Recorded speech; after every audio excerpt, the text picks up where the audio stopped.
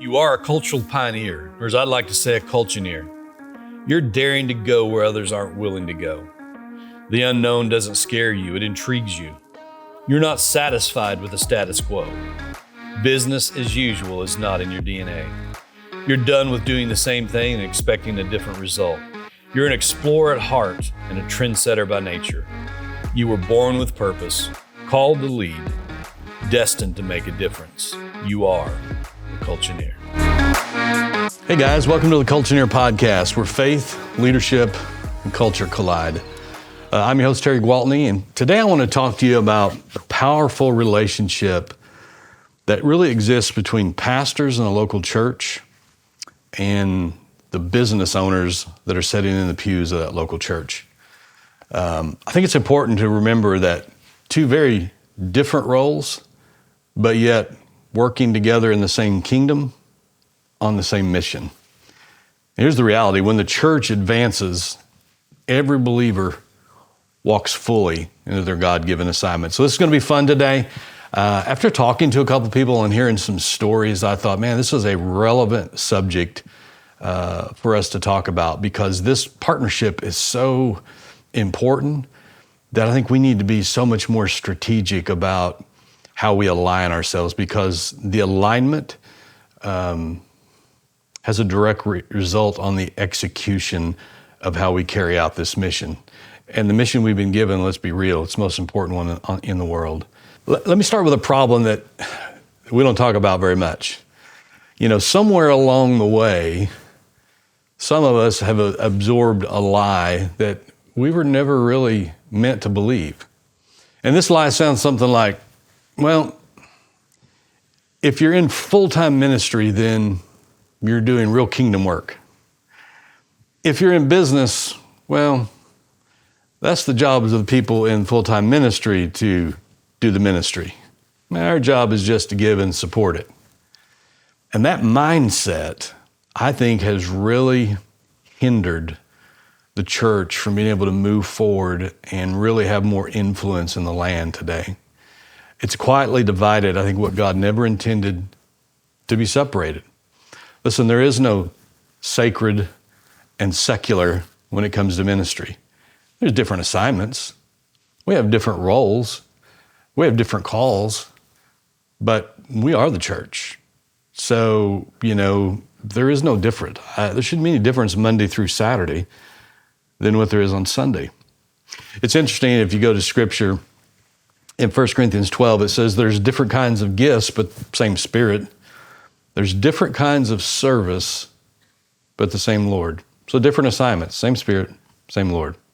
See, when pastors and marketplace business owners walk in mutual respect and honor and partnership, man, the church becomes a powerful force to transform communities and fulfill the Great Commission. And I think we need to have a mind shift, because there's a lot of people slaving away in the marketplace feeling like what I do is not really that significant in the kingdom. And they're not powered by purpose, not kingdom purpose. Many times they're powered by the purpose that the world has set out, that we just need to have more success, reach more goals, work really, really hard to get to a place of independence, ultimately to buy a second home, retire early, and split my time between where I live and play golf or hunt all the time or buy another boat or whatever the case might be. But the reality is chasing some of those things, even though there's nothing wrong with having those things, as long as those things don't have you, still doesn't fulfill that need and that drive on the inside to, why was I born? What is my purpose? How can I make a difference? So listen, if you're a business leader today and you're listening, I want to talk to you just directly for a moment. Listen, the marketplace is not a secondary arena of ministry. Matter of fact, I would say it is one of the largest mission fields on the earth. Gallup polls tell us that there's a decline in church attendance. People are staying away literally by the millions in our country. But yet they're showing up somewhere to work, the majority of them on Monday morning, in the marketplace where you're at, where you have influence, where you have a voice, where you're shaping culture, where you're driving purpose, where you're modeling what it is to be a believer in the world, where you're modeling how to take care of employees, how to walk out true servant-style leadership. That's where they're showing up. So you're not just someone who attends church. You're not a secondary kingdom player. You need to really begin to look at yourself as, man, I just may be a marketplace missionary. The difference is these people are being sent to you every day. And in that environment, you have an opportunity to be able to influence and actually walk out and be the church. 5 to 6 days a week, you're on mission. You're in rooms that pastors may never enter, with influence over people, systems, and culture. You model your faith through your ethics, how you carry yourself.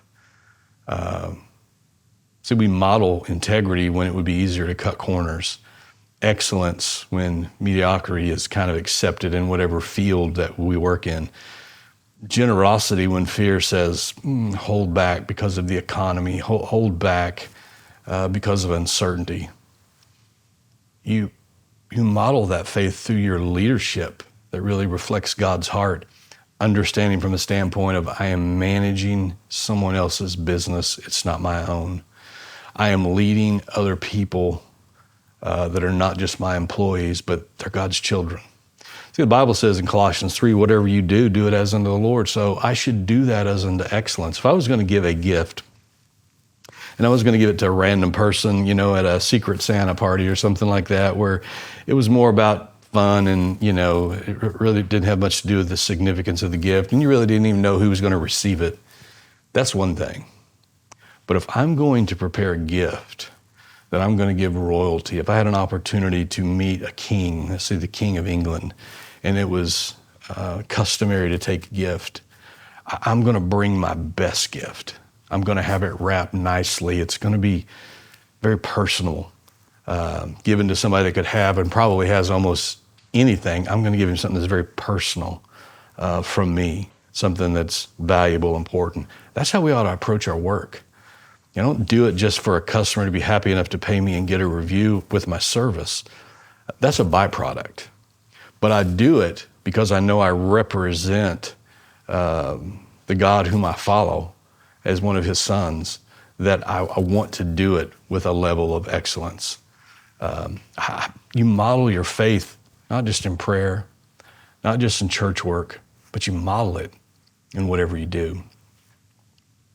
Remember this, marketplace, it's not a less spiritual assignment. It's just a different strategic kingdom assignment.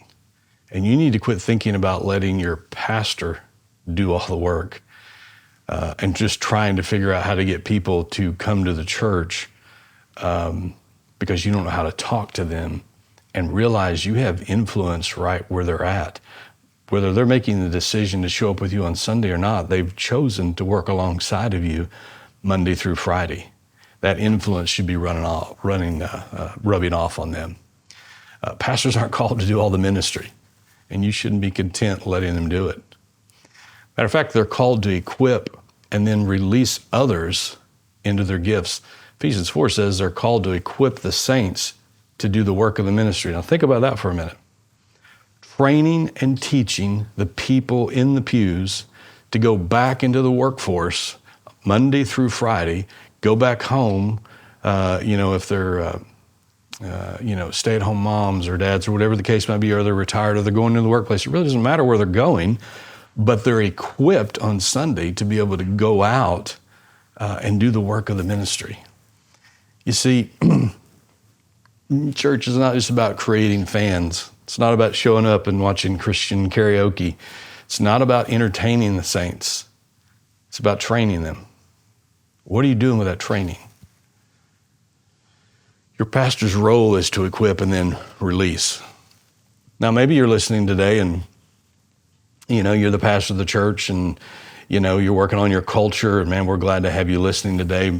But you weren't called to do all the ministry either. You weren't called to have to shoulder all the responsibility. You weren't called to have to carry all the weight. Again, you're called to equip the saints to do the work of the ministry. So your role is not to replace the ministry that your people are called to do in the marketplace. It's all for them. It's to prepare and release them to do it. And sometimes they just need a gentle nudge. Sometimes they just need a spiritual father figure to say, you know what, you can do this. You have this in you. Not only can you do that in a Sunday school class, but you ever thought about doing a small group, before work, some of your employees that would show up. Maybe talk to them about parenting. Maybe talk to them about marriage. Maybe take a book on a subject matter that that they're dealing with. It's kind of a crisis that keeps coming up, and use that as a place of ministry. See, your leadership provides not only spiritual authority and vision and covering, but it provides direction. And here's the key thing. I think it launches spiritual sons and daughters into ministry. And when that vision is clear, God often releases the provision for the vision through the marketplace. See, when we recognize the partnership between the marketplace and the local church, there's something that transformational that just begins to happen. Here's the biblical reality. Paul was an apostle, but he was also a tent maker. He was out there amongst where the people were at in a blue-collar industry. Lydia, she was a businesswoman, but she was also a church supporter and a leader. Joseph served God through administration and in governance. Daniel advanced God's purpose through government leadership. And he was involved in politics. Think about this for a moment. I heard this story the other day, and it's one of the reasons why we're doing this today. The man in the story now is 80 some odd years old, and he's an architect. And when he was growing up in a godly home with godly parents, his parents had a misunderstanding of this partnership strategically that we're talking about today. And they told their son at about 7 or 8 years old, I want you to go in a closet, take a pad and a pen, shut the door, and I want you to sit in there and just write whatever God tells you. And he would do this over and over and over for over a year. Somewhere after a period of time took place, there was one day he really felt like he heard God speak, and he wrote it down. And he came out and went to his dad and he said, Dad, God spoke to me today. And his dad was excited and he said, well, son, what did God tell you? And he turned the notepad around and he showed him, God told me I was going to be an architect. And his dad's countenance just dropped. He said, son, go back in the closet and listen again for what God's telling you. God wants to use you to do something powerful in ministry. So you need to go back in there and find out what that is. Now, this man carried this with him for decades. He said he would drive to his office of his architectural firm where he employed 150 architects. And each day he would pray a prayer of repentance. God, forgive me for going and being an architect today and pursuing this profession instead of pursuing you in ministry. All along the way, a couple of different times he had tried to quit being an architect to be a youth pastor, failed miserably, went back to being an architect. Fortunately for him, his paths intersected with a man who was ministering a message, and the content was probably similar to what we're talking about today, at least in principle.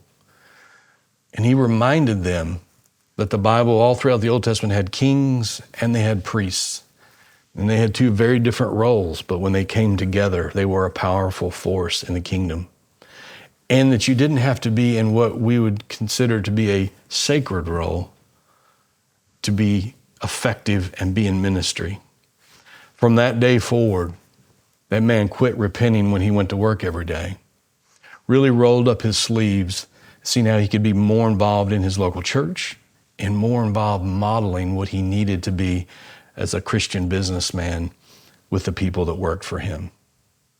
Now, I wonder if you're listening today, how many people that maybe it's crossed your mind that I need to quit this thing that I'm skilled at, this thing that I'm good at, this thing that I have a passion and a gifting for. and maybe go be a missionary or just jump on my church staff. And if God tells you to do that, by all means, go do that. The highest respect for people that are willing to sacrifice and what their families have to go through to equip and train the saints to do the work of the ministry. But what if that gift, that talent, that passion you have is for where you're placed right now, where people are already coming to you, where you're having influence and you're having impact? If that's the case, that's not second place ministry. That's not just secular. You've brought light into a dark place. You've made it sacred because you're there. You are the poster child for hope and inspiration and second chances. Don't take that lightly. 1 Corinthians 7:17 says, each one should remain in the calling that God has assigned them. In other words, just be who you are. Be comfortable in your own skin. Play the part you've been given. Play the role that you have and do it to the best of your ability because only you can do it. See, the kingdom's it's not about titles. It's more about towels. And what I mean by that, it's not about what's the name in front of you, but is there a towel? Do you have a servant mindset? See, you can look around and find a need and heal it. That's ministry. Find a hurt and heal it. That's ministry. You look around. That's what you're being equipped for. That's what you're being trained for. Jesus represented servant-style leadership, and that's what we should all emulate. Now, 2 different roles, 2 different callings, 2 different assignments. What does that look like in mutual respect? How do you honor the different roles? What does that look like? Well, I think pastors can honor marketplace entrepreneurs by affirming their calling publicly. In other words, recognize it. Maybe pray over the business leaders intentionally. Invite their wisdom maybe into strategy and systems and leadership. I know one church pastor that told me, my whole finance committee said, I'll never have anything but business owners on my finance committee again because they understand vision and they're not restricted by finances. They can think outside of the box because they're forced to do that every single day in their business. He said, that's the kind of people that I want surrounding me when we're talking about the vision of the church. So maybe you can invite their wisdom into the strategy, into systems, into leadership. Teach biblical stewardship and entrepreneurship. That business that you're so successful with is not really yours. And you need to manage it accordingly. And you need to manage the people that are in it like they're God's kids. And you need to recognize their business success as kingdom influence instead of it just being worldly. Here's a big one.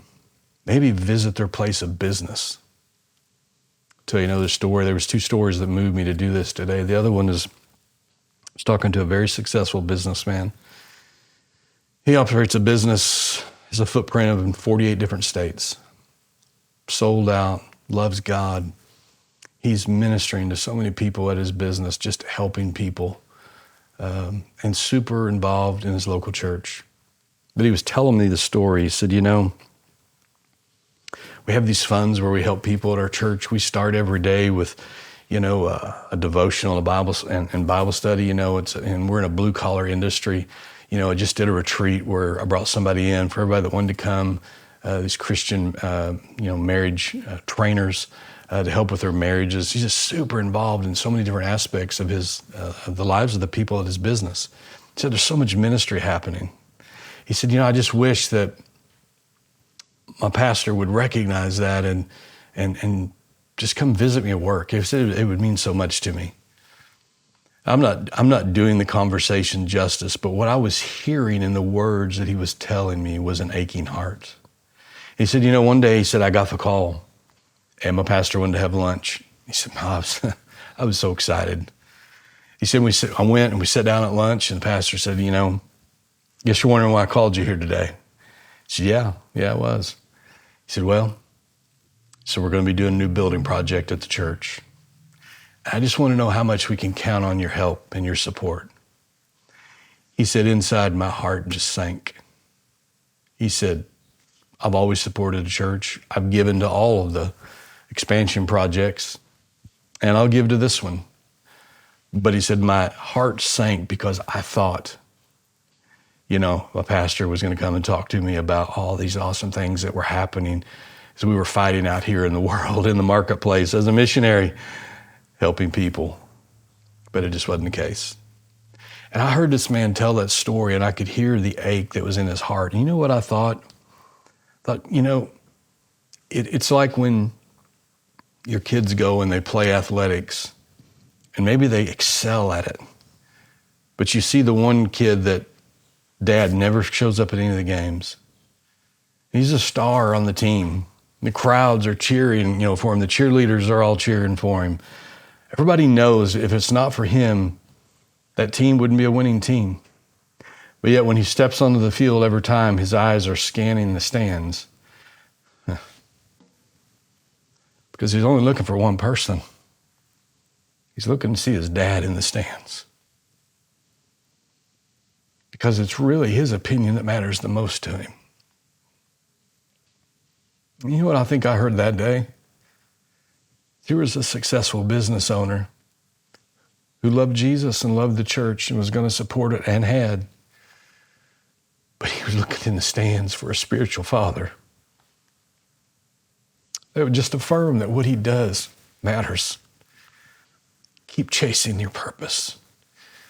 Keep walking out this ministry. You're impacting people's lives for eternity. There's more to this than a paycheck. This is about purpose. That's what you could give to some of the business people in your church that only you can give them. Now, you're leading the business. How do you honor the pastor whose phone never stops ringing, who carries the spiritual weight and accountability and responsibility for a diverse group of people every week?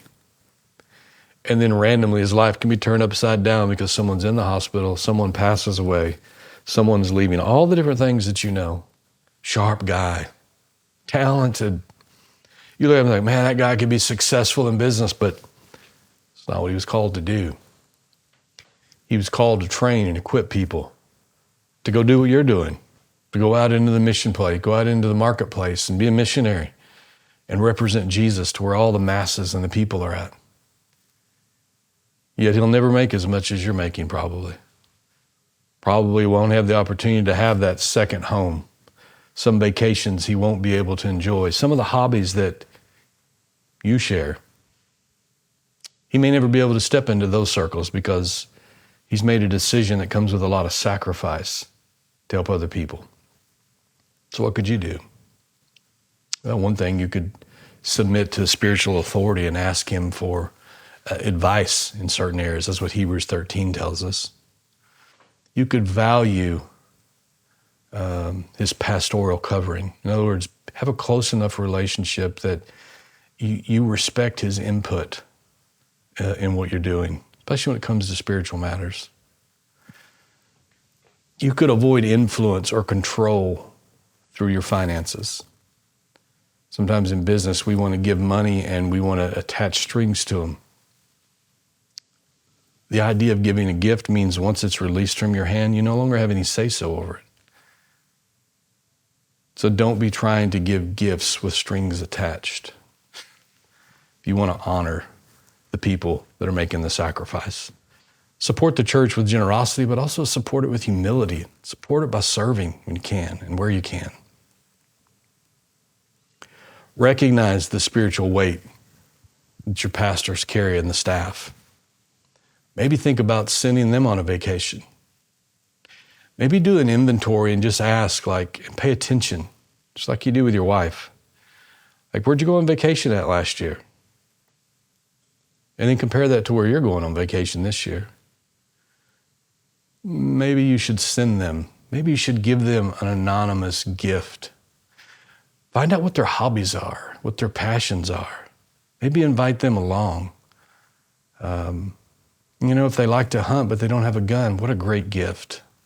Maybe have it engraved with something from the church on it. Maybe personalize it with their name on it. Maybe take them on one of the fishing trips. Use your leadership and your financial skills to serve in the church. Give honor where honor's due. Romans 13:7.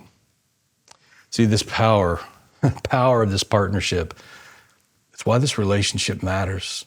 It can't be a relationship if it's one-sided. Relationship implies that two people are working together. And when the church and the marketplace walk together, communities are transformed. Jobs are created. Families are stabilized. The poor are served. Missions are funded. Disciples are made outside the church walls. You think about how many people that you know that are directly influenced and impacted by the people that they have to go work around in a toxic environment every day. What if you created a culture that was healthy, that was honorable, that promoted integrity and excellence, commitment to your families, sacrifice, serving? Pastors, what if you had people that were going to those places Monday through Friday before you seen them on Sunday? You think they would be different? You think their countenance would be different? Listen, for most people, I can take and show you your 5 closest friends, and I can show you what your future looks like 5 years from now. For a lot of us, we're so busy, we don't have close friends. We have close coworkers. So you don't think you have impact and influence in the lives? I can tell you stories of men, one in particular that works in our organization. And he said, my wife told me that if I ever screwed up and lost this job, she would kill me because this is the best place, or this is the best thing that has happened in my life. I said, what did she mean by that? He said, I come home different. I'm a different husband, and I'm a different father. That's a partnership that the church and the marketplace can both benefit from. Listen, the church is going to provide spiritual authority. It can help provide direction. It can help cast vision.